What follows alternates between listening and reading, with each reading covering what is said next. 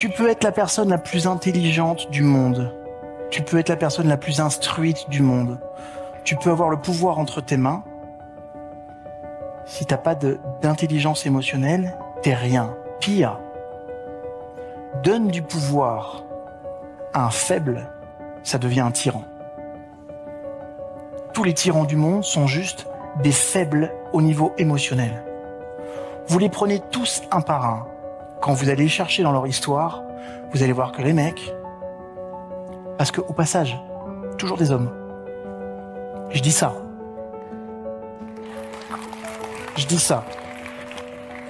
Mais tous les tyrans de l'histoire, d'abord, sont des hommes. Dommage pour nous, ok? J'espère que l'histoire changera un jour, juste pour équilibrer. Et la deuxième des choses, c'est on voit tous dans chacun de leur histoire des moments de faiblesse. Des moments de faiblesse qu'ils n'ont pas su travailler. Des blessures intérieures qu'ils n'ont pas su gérer. Tout ce que vous êtes est le fruit de la façon dont vous gérez vos émotions. Tout ce que nous sommes est le produit de la manière ou de la façon par laquelle on gère nos émotions. En tant qu'Africaine née en Afrique, ayant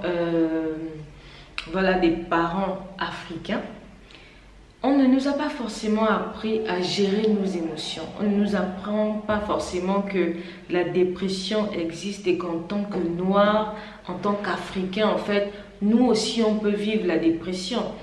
Nous aussi on peut être affectés émotionnellement. Les émotions en tant qu'Africains, chez nous, on ne les connaît pas vraiment. C'est-à-dire que le côté émotionnel, à part l'amour, à part aimer, à part le fait d'être en couple, on ne connaît pas vraiment ce côté. Qu'est-ce que c'est que de se sentir bien en soi, le bien-être intérieur, on n'en parle pas vraiment. Le bien-être intérieur, c'est quelque chose qu'on découvre au fur et à mesure qu'on grandit. On apprend en fait que c'est quelque chose d'important. On doit en fait pouvoir travailler notre intérieur. Parce qu'en fait, la personne qu'on est, les challenges qu'on a en fait dans la vie réelle, dans notre vie de tous les jours, on ne peut les surmonter qu'en étant bien à l'intérieur de nous. Il y a des défis et des challenges qu'on a parce qu'en fait émotionnellement ça ne va pas. À l'intérieur de nous il y a quelque chose qui nous dit en fait qu'on n'est pas capable de faire certaines choses. Il y a des choses à l'intérieur qui nous disent qu'en fait ce à quoi on aspire, est-ce que c'est fait pour nous? Le bonheur qu'on a, est-ce que il est vraiment à nous? Est-ce qu'on le mérite vraiment? Est-ce que je mérite un tel bonheur?